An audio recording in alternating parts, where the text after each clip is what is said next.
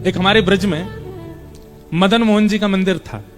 सप्तनिधि का पद गाते हैं ना हम, श्यामा हृदय कमल सो प्रगटो, उसमें दूसरे ठाकुर कौन है? मदन मोहन जी। हमारे वृंदावन के 7 ठाकुर कौन कौन से? गोविंद देव, गोपीनाथ, मदन मोहन, राधा रमण, राधा वल्लभ, जुगल किशोर और श्री बांके बिहारी। ये 7 ठाकुर हैं वृंदावन के। सबसे पहले कौन है? गोविंद देव, जयपुर में। दूसरे गोपीनाथ, वो भी जयपुर में।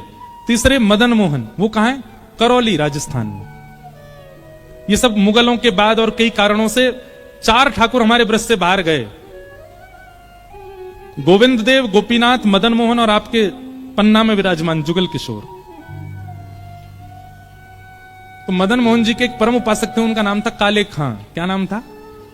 काले खां। मुस्लिम थे। बड़ी अच्छी कथा उनकी।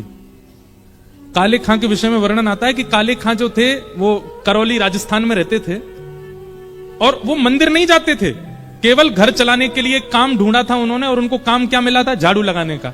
मंदिर में झाड़ू लगाते थे, मंदिर में नित्य झाड़ू लगाते। और कभी दर्शन करते नहीं थे मदन मोहन जी का, बस उनका काम था बाहर की पूरी सफाई साफ सुथरी कर देना, आदि आदि ऐसा काम। एक दिन राजभोग आरती हो रही थी मदन मोहन जी की, और काले खां ऐसे झाड़ू लगा करके और बस झाड़ू रख करके जा रहे थे, और राजभोग आरती की भीड़ लगी थी।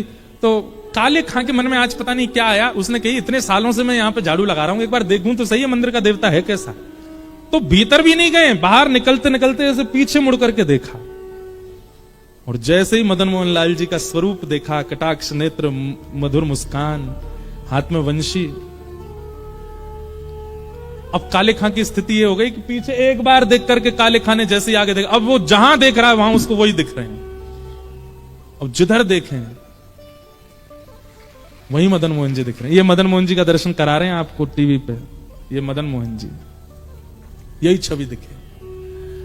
अब तो काले खां की स्थिति हो गई कि अपने घर जाता और अपनी नमाज आदि जो भी उनकी होती थी वो करते, लेकिन वो नमाज करने भी बैठे तो उसके बाद भी उनको यही रहती कि अब कब भोजन पाके मैं फिर से शाम की सेवा में जाऊं।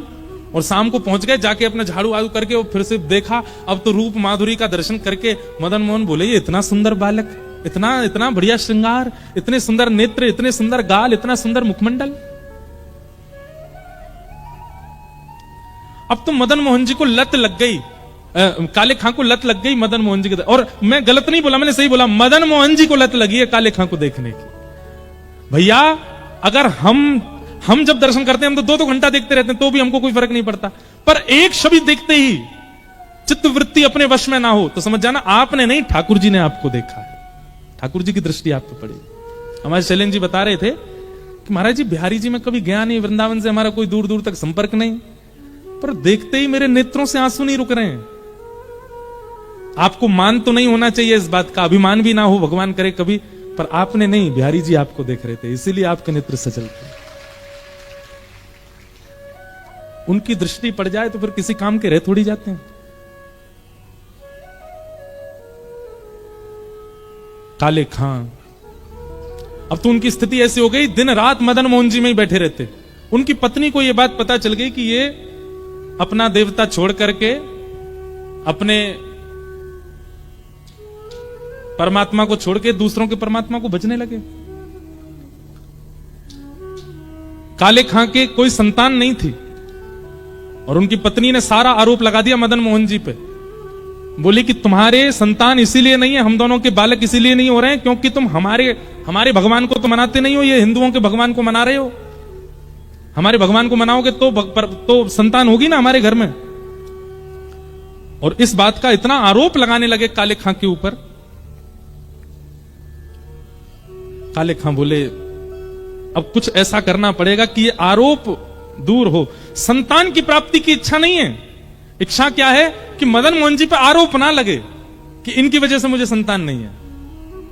वो प्रियतम मानते थे मदन मोहन जी को, अपना प्रेमी।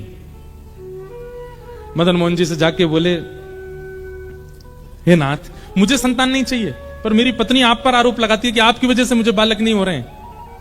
मेरी पत्नी आप पर आरोप लगाना बंद कर दे और उसकी बात गलत साबित हो जाए, इसके लिए मैं आपसे कह रहा हूं एक संतान मेरे घर में हो जाए। मदन मोहन जी ने ऐसी सुनी कि उसके 11 महीने बाद ही काले खां के घर एक पुत्र का जन्म हो गया। और पुत्र का जन्म हुआ, अब सुनो बात सुनो, पुत्र का जन्म होकर पिता नृत्य करता है कि मैं पिता बन गया, पर काले खां तो सीधे जैसे ही पता चली बेटा हुआ है, मदन मोहन जी के मंदिर गए, वहीं जाके नाचने लगे। मेरे मदन मोहन जी कलंक रहित हो गए, मेरे मदन मोहन जी पे अब कोई कलंक नहीं लगाएगा, मेरे ठाकुर जी कलंक रहित हो गए। उनको प्रसन्नता उसकी नहीं कि बेटा हुआ है। मदन मोहन जी बस अब जीवन में आपसे कभी कुछ नहीं मांगूंगा, आप ऐसे घर वालों का मुंह बंद कर दिया आपने, अब मैं आपका आप मेरे, हमारे बीच में अब कोई नहीं आएगा। लेकिन एक बात याद रखिएगा, कृष्ण को भजने वाले सब कान खोल के सुनो, सब कुछ सीधा सीधा सीधा सीधा चले ये ठाकुर जी को मंजूर नहीं है। कुछ तो टिगड़मबाजी करते हैं, टेढ़े हैं ना, कुछ तो करते हैं। एक दिन अब धीरे धीरे उनका पुत्र बड़ा होने लगा। अब पत्नी रोकती नहीं थी काले खां को, क्यों, बेटा मिल गया। एक दिन बेटा थोड़ा बड़ा हो गया, जमुना किनारे खेल रहा था और एक काले सर्प ने बेटे को डस दिया, नीला पड़ गया पूरा पुत्र। और उस पुत्र को गोद में लेकर के पत्नी रोते रोते काले खां के पास गई। काले खां मंदिर में बाहर झाड़ू लगा रहे थे, वहीं बैठे रहते थे, चिंतन करते थे मदन मोहन जी का। हमारे पुत्र को सर्प ने काट लिया, चिल्लाती हुई आई, जल्दी करो, वैद्य के पास ले चलो, किसी फकीर के पास लो, इसको झाड़ा लगवाना पड़ेगा, इसका विष उतरवाना है। और उसी समय घंटे घड़ियाल बजने लगे, मदन मोहन जी की आरती होने लगी। काले खां ने अब नियम बना लिया, तो सारी आरतियों के दर्शन बाहर ही खड़े खड़े करते थे, अंदर नहीं आते थे। कहीं कोई कुछ कहना दे, कोई कुछ कहता नहीं था, पर फिर भी उनको था कि मुझे कहीं कष्ट ना हो जाए कि कोई मुझे टोक दे, तुम क्यों आ गए, इसलिए बाहर जी दर्शन करते थे। यहां पत्नी मृतक पुत्र को हाथ में लेके खड़ी है कि जल्दी किसी वैद्य के पास ले चलो। और यहां मदन मोहन जी के घंटे घड़ियाल बजने लगे, आरती हो रही थी। तुरंत उत्साह में खड़ा हो गया और खड़े होकर के मृतक पुत्र को देखने के बाद भी पलट गया और मदन मोहन जी की आरती करने लगा। दूर से बोलेंगे, आहा मेरे लाला, कितने सुंदर लग रहे हो, कितने प्यारे लग रहे हो। पत्नी ने जब यह दृश्य देखा, अपने मृतक पुत्र को वहीं रख दिया और अपने पति से लड़ने लगी। बोले कि तुम किस नरक में जाओगे, कि क्या गति होगी तुम्हारी, तुम अपने परमात्मा को छोड़ दूसरों के परमात्मा को भजते हो, और वो भी इस स्थिति में, तुम्हारा बालक मरा पड़ा है सामने। यदि आज ये बालक जीवित नहीं हुआ, तुमसे तो कुछ नहीं कहूंगी मैं भी अपने प्राण यहीं त्याग दूंगी, और मेरा और तुम्हारे पुत्र दोनों के मरने का सारा आरोप लगेगा इस मदन मोहन लाल को।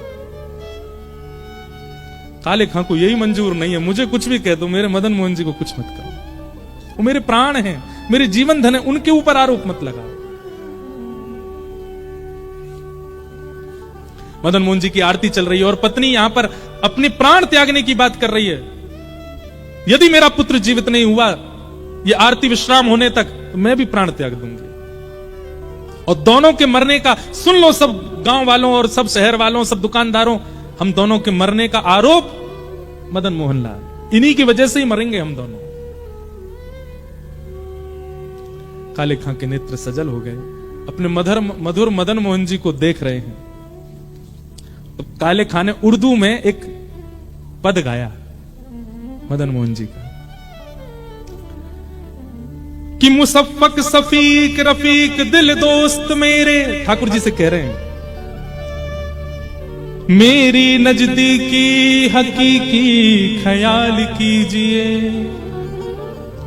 मेहरबान कदरदान आला तू जहान बीच, मुझसे गरीबों का गुनाह माफ कीजिए, काले बेकरार खड़ा तेरे दरबार बीच, नंद के कुमार जरा गौर अब कीजिए, हिंदुओं के नाथ तो हमारा कोई दावा नहीं।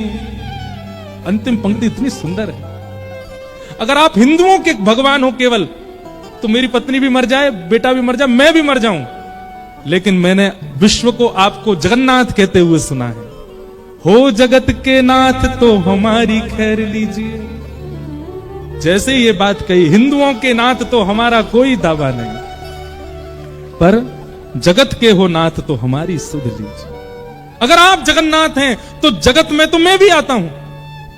मैं हिंदू नहीं हूं पर जगत में तो हूं और आप तो जगन्नाथ हो। काले खां ने हजारों की तादाद में भीड़ खड़ी हो गई थी। नीला पड़ा है पुत्र और पत्नी प्राण त्यागने को तैयार खड़ी है। वो काले खां गा रहा है, हो जगत के नाथ तो हमारी सुध लीजिए। और ऐसा कहते ही काले खां का पुत्र जीवित होकर खड़ा हो गया और जैसे ही खड़े हुए अपने पिता की उंगली पकड़ ली। अपनी भाषा में जो पिता को बोलते हैं वही बोलते हुए, पिताजी एक बालक मेरे साथ खेल रहा था, वो बालक कहां गया? वो बहुत अच्छा था, वो बहुत सुंदर था, वो मेरे साथ खेल रहा था पिताजी, वो कहां गया? उसके बड़े बड़े नेत्र थे, बहुत सुंदर था, उसकी मुस्कान बहुत अच्छी थी, मुझे उसके साथ खेलना नहीं है पिताजी, बस उसके सामने बैठकर उसको देखना है, वो कहां है पिताजी? काले खां ने अपने पुत्र को गोद में लिया और इशारा करते हुए मदन मोहन जी की ओर देखा, देख सामने देख, वो तो नहीं। और जैसे ही बालक ने देखा, हाँ पिताजी यही तो था जो मेरे साथ खेल रहा था, इतनी देर से मैं और ये यमुना तट पे ही खेल रहे थे। उसी दिन काले खां की पत्नी, उनकी बेगम और उनके पुत्र तीनों और पूरा वंश मदन मोहन जी के दरबार के सेवक बन गए। आज भी मदन मोहन जी में आरती होती है, आरती के बाद ये गाया जाता है। मदन मोहन जी के बाद